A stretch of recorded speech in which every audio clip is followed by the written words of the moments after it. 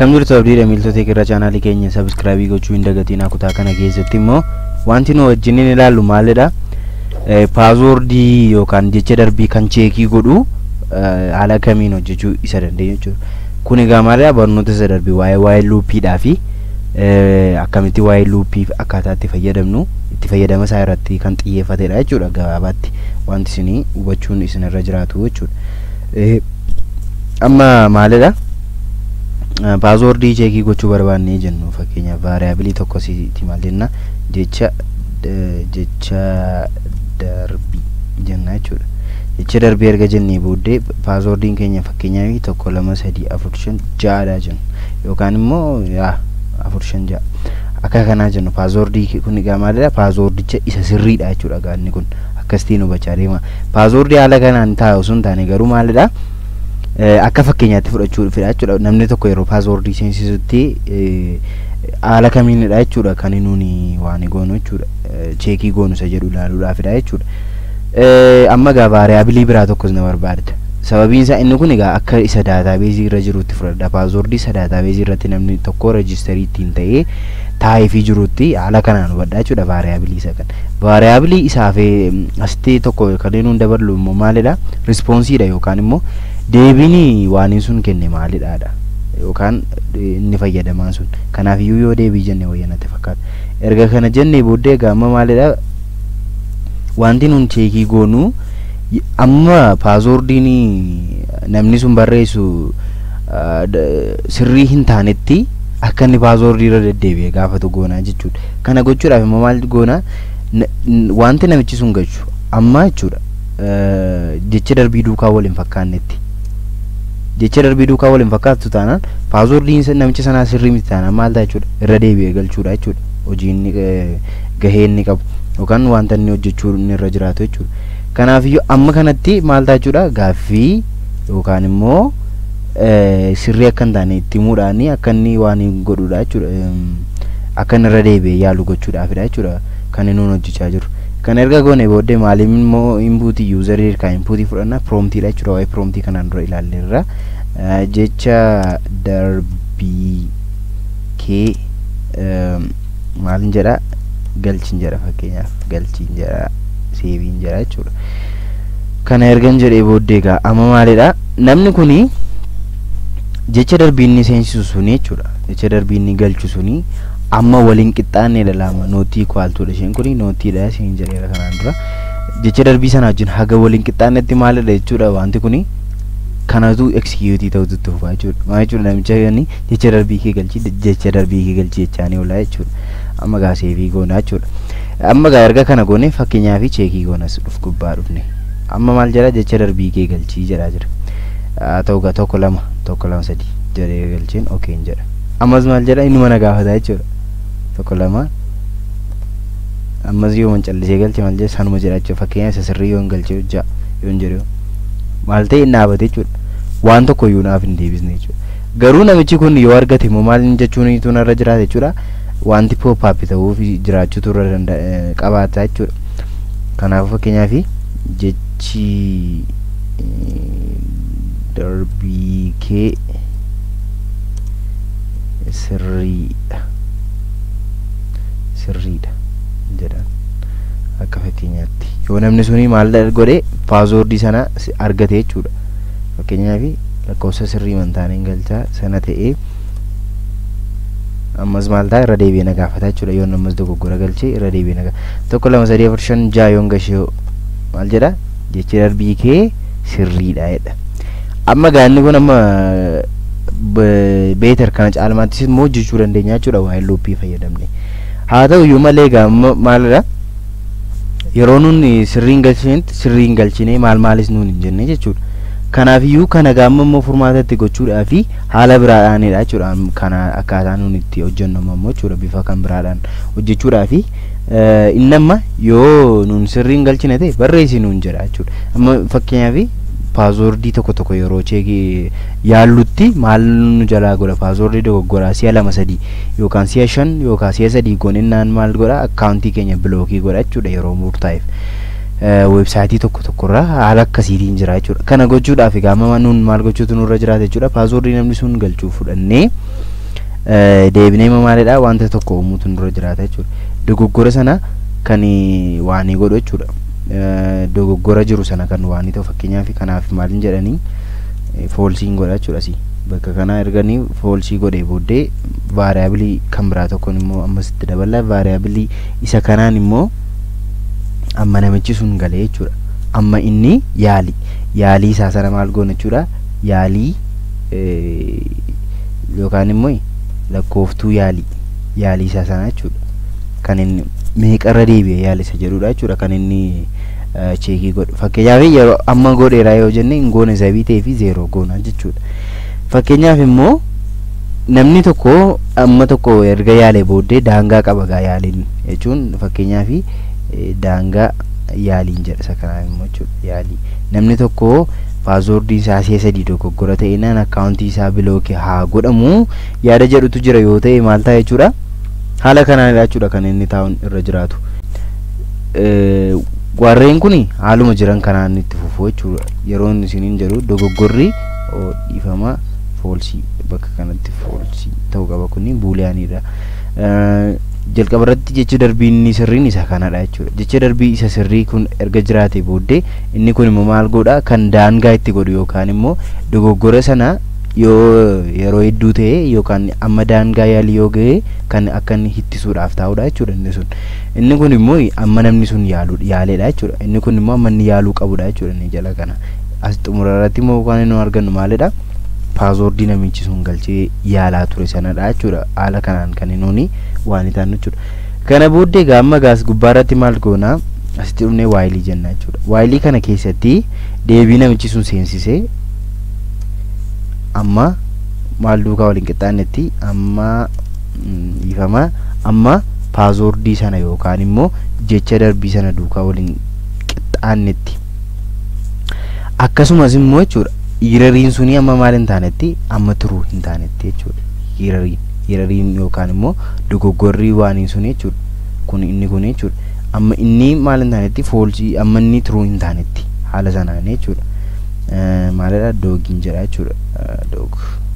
Dogoggora akka jechuu jira jechuudha. Amma inni hin taanetti inni maal ta'enaan inni turuu ta'ennaani maal ta'a jechuudha waan ta'a jechuudha. Ammas keessatti garuu maalidha not falsiidha jechuudha. Akkasumas falsii ta'utu irra jiraata jechuudha. Wantas keessatti jiru suni maal ta'uufi itti hufee hojiirra ooluudhaaf jechuudha. Kan erga goone booddee maal goona gaas bakka kanarratti amma inni yaalu jechuudha. Amma namichi sun yaalu kan yookaan immoo yaalii lakkoofsa yaalii lakkooftuu yaalii kana jechuudha. Amma inni yaalu sun maal ta'uu qaba jechuudha gabaabaatti irra xiqqaa daangaa yaalii sanaa ta'utu irra jiraata jechuudha. Irra xiqqaa maali daangaa yaalii sababiin isaa maaliifi namni tokko kan inni yaaluu qabu meeqa 3 gadidha jechuudha gabaabaatti. Haala kanaan jechuudha 3 gadi yaaluu qaba jechuudha. Akka kana ta'utu irra jiraata jechuudha. Kan erga ta'e booddee maal ta'a jechuudha deebii namichi sun kennu window paaswoordii namichi galchu jechuudha. Prompt jennee ergaas keessatti immoo maal goona jecha dhiifama jecha darbii galchi jenna jechuudha. Erga kana jennee booddee namichi sun gaamma maal galcha jechuudha. Paaswoordii isaa sanatti seensisaa jechuudha. Paaswoordii isaa sana yeroo seensisutti immoo maal wanti lakkaa'u jiramti gaam jechuun lakkooftuu yaalii jirti. Lakkooftuu yaalii suni yeroo namni tokko si'a tokko galchuu meeqa dabaluu qabda jechuudha. Lakkooftuu yaalii si'a tokko dabaluu qabda jechuudha. Gaamee maal hin godha pilaasiin godha jechuudha. Fakkeenyaaf lakkooftuu yaalii sitti duwwaadha. Duwwaan immoo irra xiqqaa sababiin isaa jalqaba irratti namni sun yaalle sababii ta'eef reefuu yaalaara sababii ta'eef si'a 3 qofadha carraa inni qabu jechuudha as keessatti. Akkana ta'a jechuudha. Fakkeenyaaf cheekii gochuudhaaf refreshin godha. Kana booddee as keessatti callisee hin galcha. Okay hin jedha. Ammas nan galcha. Okay hin jedha. Lama yaaleera. Gas godheen okay hin jedha. Sadaffaa yeroo yaalutti callisee na ilaalaa jira jechuudha. Namichi kun immoo yeroo yaalu kanatti wanti ta'uu qabu maali gajjallaa kanarratti akka inni deebi'ee hin yaalleef immoo daangeessuutu narra jiraata jechuudha. Sababii haala kamiin immoo daangeessa isa sila dogoggora kana nootti falsii kana jechuudha. Gara maalitti akka inni jijjiiramu gara tiruutti akka inni jijjiiramu godheen dogoggora sanaanii nama kana daangessaa jechuudha. Amma fakkeenyaaf turuun jira jechuudha bakka kanatti. Yoo namichi sun si'a sadii yaalee dogoggoree yookaan immoo waan isaa sadarkaan inni itti yaalii geggeessuu qabu paaswoordii isaa irra deebi'ee yaaluudha qabu xumurameera akka jechuuti jechuudha bakka kanarratti jechuudha. Amma gaa maalidha as keessatti wanti naafee jechuudha. Dhiirrii kanaan immoo namni kun immoo yoo inni yaalii isaa kun yoo dogoggora ta'e immoo haala kamiin immoo itti himuu danda'a jedhudha jechuudha. Bakka kanatti maal hin galche jechuudha dogoggora sanaan seesaa jechuudha. Yoo namichi kun dogoggore yookaan immoo si'a sadii yaalee yaalii isaa kana xumure maaltu baafe jechuudha bakka kanatti alertiin kennaaf jechuudha.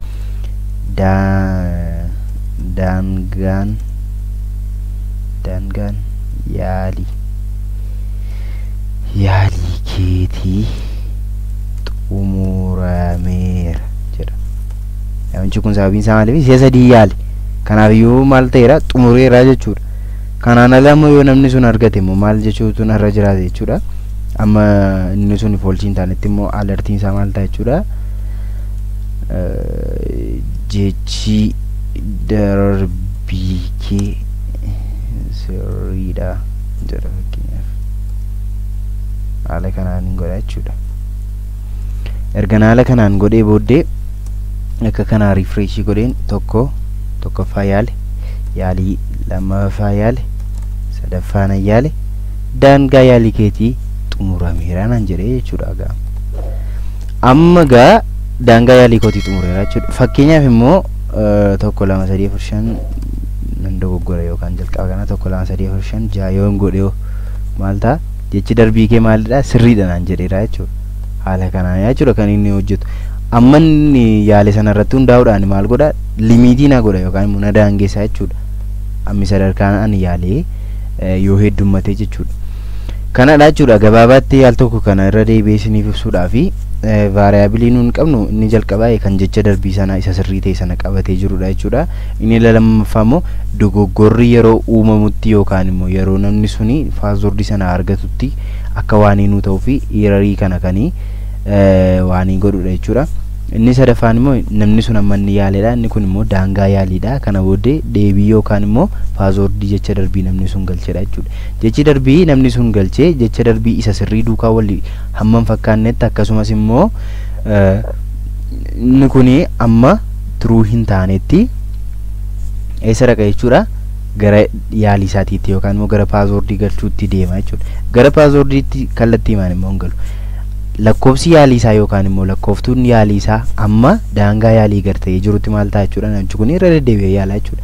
Yoo lakkoofsi yaalii isaatii maal ta'a jechuudha irra deddeebi'aa yaalu jala kanatti immoo dhufee maal ta'a jechuudha amma inni yaalee tokko tokkoon dabalaa deema jechuudha. Jalqaba irratti yeroo dhufu maal ta'a lakkoofsa yaalii lakkooftuu yaalii daangaa yaalii gadi ta'uusaa erga ilaalamee yoo daangaa yaalii gadi dhadhee maal godha namichi suni paaswoordii isaa galchaa yookaan jecha darbii isaa sana akka inni galchuufitu promptiitu ba'aafii jechuudha.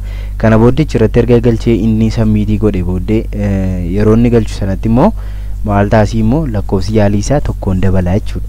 Sababiin isaa maaliif namichi sun si'a tokko galcheera paaswoordii isaa sabii ta'eef jechuudha. Ammas namichi sun dogoggora galche yeroo ta'utti maal ta'a jechuudha daangaan yaalii lakkooftuu yaalii isaa inni sila 0 ture gara tokkotti ol guddateera amma tokko irra xiqqaa 3 ta'edha jechuudha. Sababiin isaa daangaa yaalii isaa 3dha jechuudha.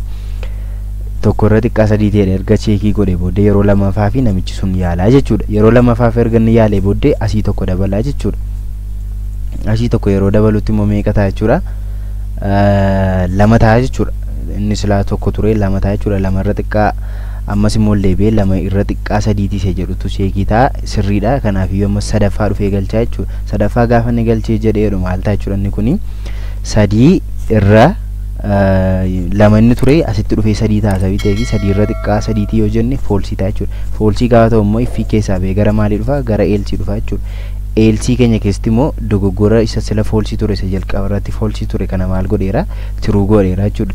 Yeroo gajjallaa kana immoo dhufee maal jedha yoo dogoggorri keenya tiruu ta'e jechuudha. Kana jechuun gabaabaatti kana jechuu wajjin tokkodha jechuudha.